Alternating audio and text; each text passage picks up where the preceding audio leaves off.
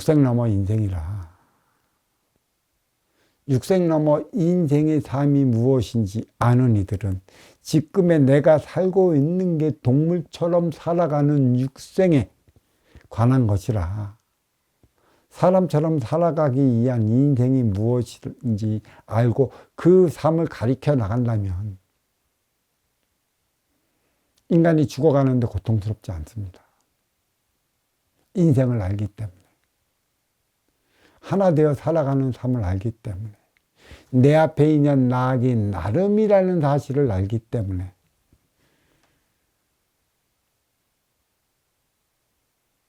이 작용, 반작용의 법칙, 상대성 원리가 인간 생활 깊숙이 묻어져 있어요. 그래, 내 앞에 있는 내 모습이라.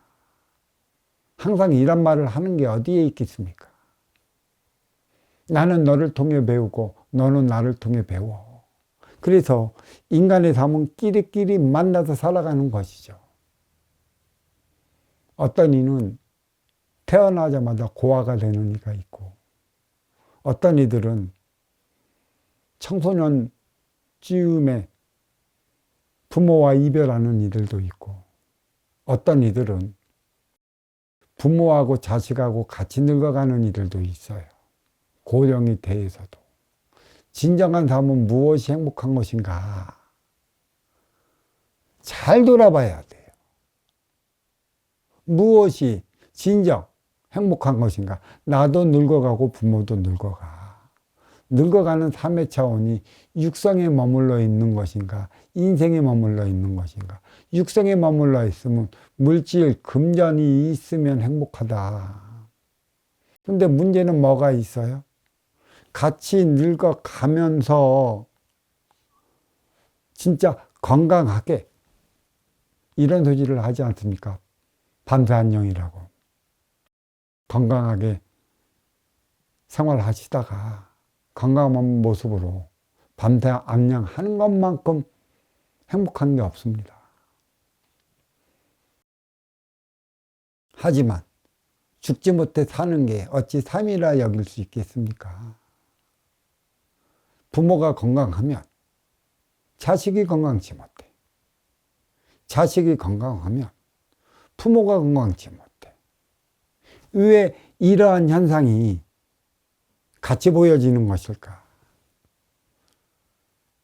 어떻게 살았느냐에 따라 갖고 또 어떻게 살아가느냐에 따라 갖고 부모님의 모습이 달리 보이는 것이에요. 고령이 되어 불치병에 걸렸는데 그것을 현대의학으로 어떻게 해서 고쳤다. 과연 그 부모님이 그 고령의 나이에도 고통스럽지 않고 얼마간을 살다가 세상을 버릴까? 이게 진정한 행복이라고 말하는 것일까? 아니면 부모님의 목숨마저도 자식의 만족을 위해 자식이 필요할 때까지 살아 있어야 하는 것일까? 동물도 아니고 인간도 아닌 그저 죽지 못해 바동거리는 부모의 모습, 그것은 누구를 위한 것일까? 예전에 내 아는 지인이 그 부모님이 그때 당시만 해도 80만 넘어도 고령이라 그랬어요. 근데 죽지 못해 살아가고 있어요. 그러니까 그러다가 고생했어요. 지금이야 저기 무슨 병원? 요양원이 있기라도 하지. 그때는 요양원도 없었어. 지금이야 돌아가면 이 장례식장이라도 있지. 예전에는 장례식장이 없어. 세상 버리면 골목골목마다 노란 통에다가 근조 써놨어. 어린이들 들어가면 되게 무서워해. 돌아다니지도 못해.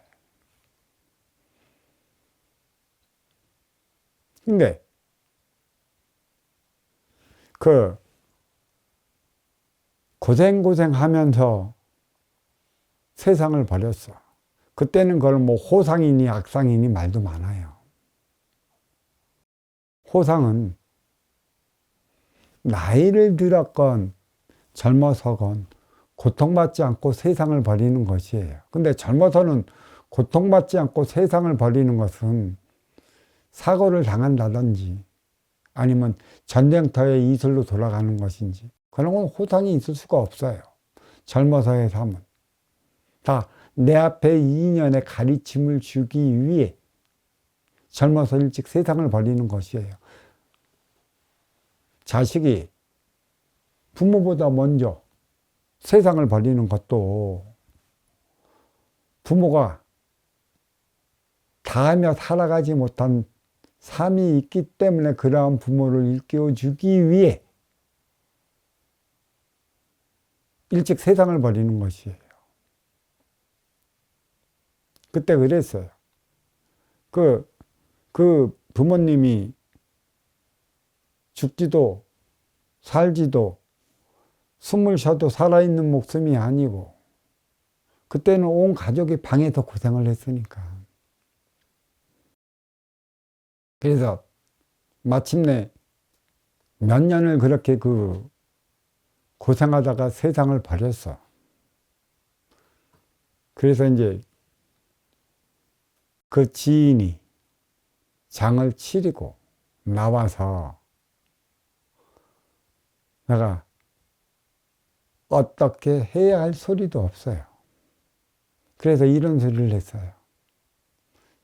야, 이제는 편하게 살자. 잘 돌아가셨다.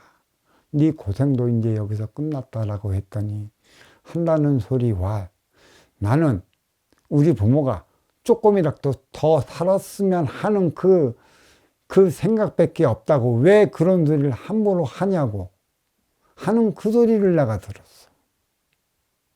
왜 스스로의 감정을 속여?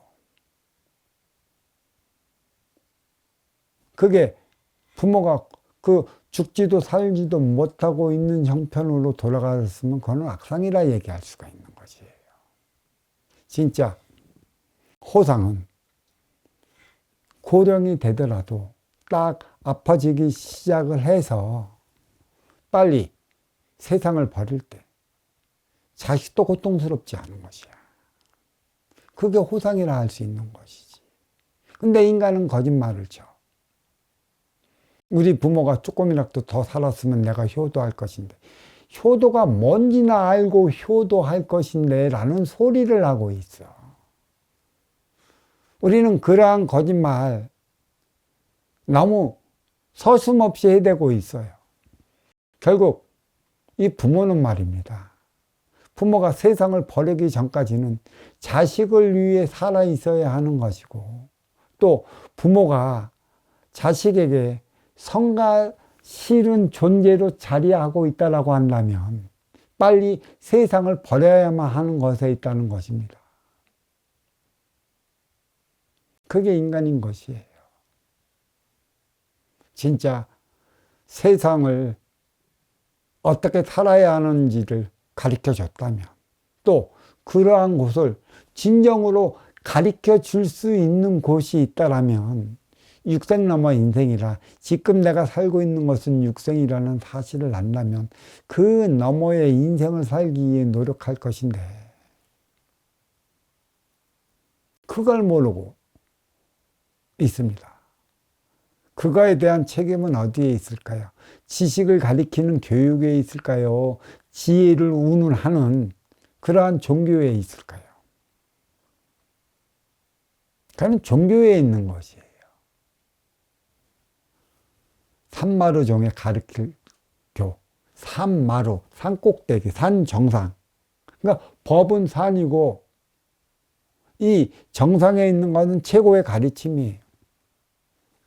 네가 어떻게 태어났고 어떻게 살아야 하는지 그것을 바르게 깨우쳐 주지 못하는데 인간이 어떻게 살아가야 하는지를 어찌 알겠어. 신앙이든 종교든 그것을 담당하여 만인을 불러들여 가르침을 주는 그러한 곳, 어떻게 살아가야 하는 것인가? 죽을 때까지 시간 날 때마다 신에 매달려 가면서 살아가야 하는 게 인간이 살아가는 것인가? 아니면 천지 대자연의 닮은 삶을 살아가게끔 가르치는 게 종교인 것인가?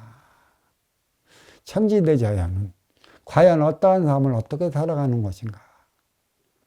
내 앞에 인연이 내 모습이라 하는 것도 천기의 원소 인기가 지기의 대포 인육을 쓰고 인간으로 살아가. 그러니까 서로의 그 겉모습만 보면 동물 대 동물이 만나서 살아가는 것이지만 그 안에는 인기와 인기끼리 만나서 살아가고 있어요. 너의 잘못된 삶의 모습은 나를 일깨워주기 위해 너는 내 앞에 나타난 것이고, 나의 잘못된 삶은 너는 나처럼 살아가면 안 된다는 이 모습을 가르쳐 주기 위해 나는 내 앞에 나타나는 것이에요. 어떠한 삶을 살아가야 하는 것인가? 이것을 진정으로 가르쳐 주는 곳이 있는가?